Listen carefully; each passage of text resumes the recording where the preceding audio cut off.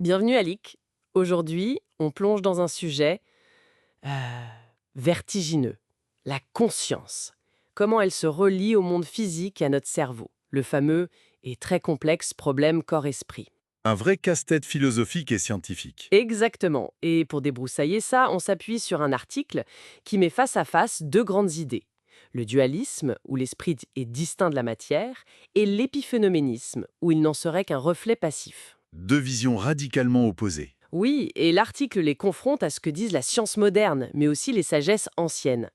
L'idée, c'est d'essayer de voir quelle approche semble la plus cohérente aujourd'hui. Alors, allons-y, commençons par bien définir les termes. Ok, le dualisme d'abord.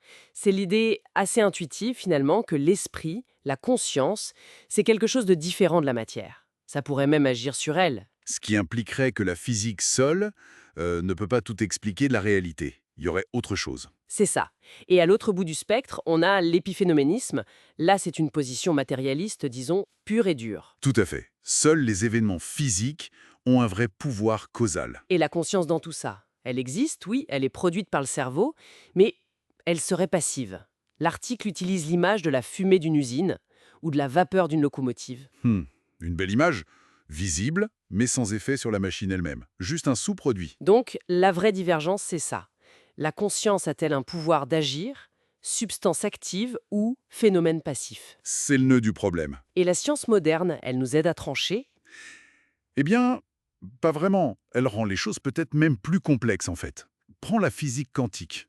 Elle nous montre une réalité à l'échelle microscopique qui est très étrange. Superposition, intrication et surtout cette idée que l'acte d'observer peut influencer le système observé. Certains y voient une brèche pour l'esprit, non? Oui, certains spéculent là-dessus, une porte ouverte possible pour une interaction esprit-matière qui ne suivrait pas les règles classiques.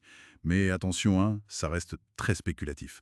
On n'a aucune preuve directe que la conscience exploite ces phénomènes quantiques. D'accord, donc la quantique, c'est une piste intrigante, mais pas une réponse claire. Et les neurosciences? Là, les liens cerveau-conscience sont très étudiés. Extrêmement.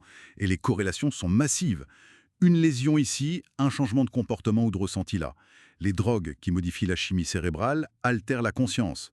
Tout ça pointe vers une dépendance très forte de la conscience vis-à-vis du cerveau. Ce qui semble plutôt aller dans le sens de l'épiphénoménisme, non? Le cerveau produit la conscience. Ça colle bien avec l'idée que le cerveau est la source, oui. Mais ça pose un défi énorme au dualisme. Le fameux problème de l'interaction. Exactement. Comment une substance immatérielle, l'esprit, pourrait-elle interagir de façon si précise avec les neurones, avec la matière, sans violer des lois physiques fondamentales? Genre la conservation de l'énergie. Où et comment se ferait cette interaction? Ça supposerait des failles dans notre compréhension de la physique. Je vois. Mais même pour l'épiphénoménisme, si la conscience ne sert à rien, si elle n'a aucun pouvoir causal, pourquoi l'évolution l'aurait-elle sélectionnée? Ça consomme de l'énergie, un cerveau conscient. C'est le gros paradoxe, oui. Une fonction coûteuse, sans bénéfice apparent. C'est étrange, d'un point de vue évolutif. Certains parlent de propriétés émergentes, comme l'humidité émerge de l'eau.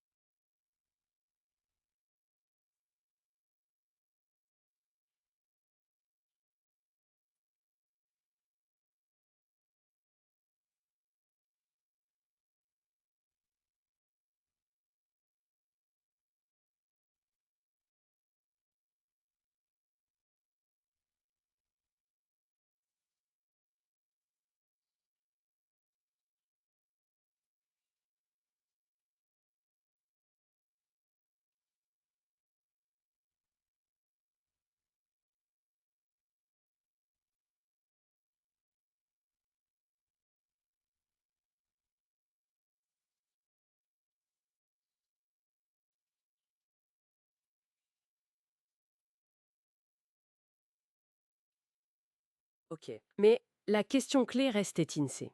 Cette propriété émergente, la conscience, acquiert-elle un nouveau pouvoir causal ou reste-t-elle passive?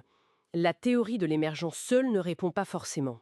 Donc, scientifiquement, le dualisme est difficile à intégrer et l'épiphénoménisme, bien que plus compatible avec une vision matérialiste, laisse des questions importantes sans réponse, notamment ce rôle évolutif et notre intuition d'agir. C'est à peu près ça. Le cadre scientifique actuel a du mal à faire une place à une conscience active et immatérielle. Et ce qui est fascinant, c'est que si on regarde du côté des traditions ancestrales, on trouve souvent une vision complètement inverse. Ah oui, là le contraste est saisissant. Carrément. Dans beaucoup de traditions, comme l'hindouisme védantique ou certaines écoles bouddhistes, la conscience n'est pas du tout un sous-produit du cerveau. Au contraire, Elle est vue comme fondamentale. première source de la réalité matérielle, Le monde émergerait de la conscience et non l'inverse. l'opposé total de l'épiphénoménisme. Exactement. Et ça a des conséquences directes sur l'idée de causalité mentale. Pense au concept de karma, par exemple. Où les pensées, les intentions ont des effets bien réels. Voilà. L'esprit est vu comme actif, créateur. Ça contredit directement l'idée d'une conscience passive. Et puis, il y a aussi les visions animistes ou panpsychistes, Qui voit une forme de conscience bien plus répandue dans la nature, pas juste chez les humains. ce qui suggère aussi un caractère plus fondamental de la conscience. Donc, bilan.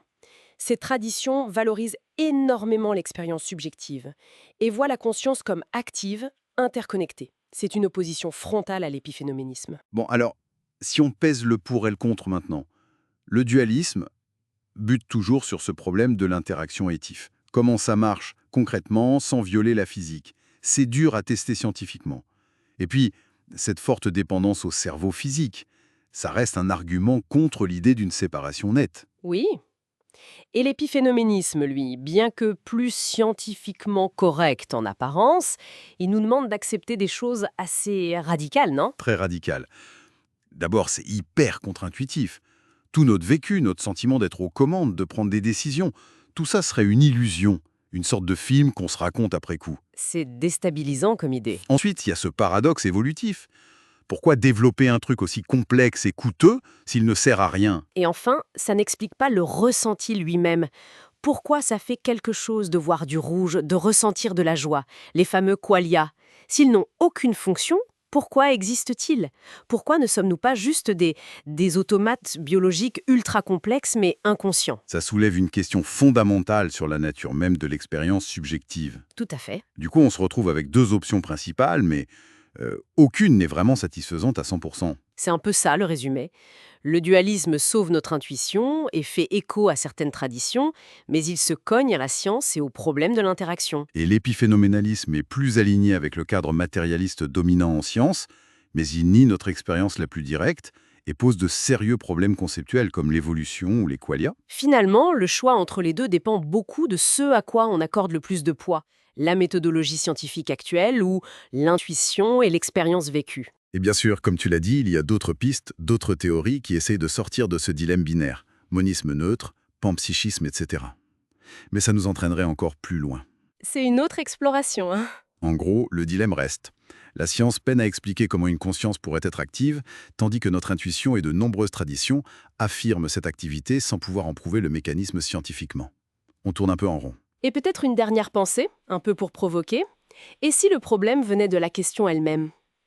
Si cette difficulté à réconcilier une conscience active mais immatérielle avec une conscience matérielle mais passive, si ça venait du fait qu'on essaie de faire rentrer la réalité dans des cases trop rigides, peut-être que cette séparation nette qu'on fait entre esprit et matière, c'est ça le souci. Peut-être que la réalité est plus unifiée ou plus étrange que ce cadre nous permet de penser. Une remise en cause de nos concepts fondamentaux. C'est d'une piste de réflexion intéressante, effectivement. Voilà de quoi laisser songeur. Merci pour cet éclairage. Merci à toi.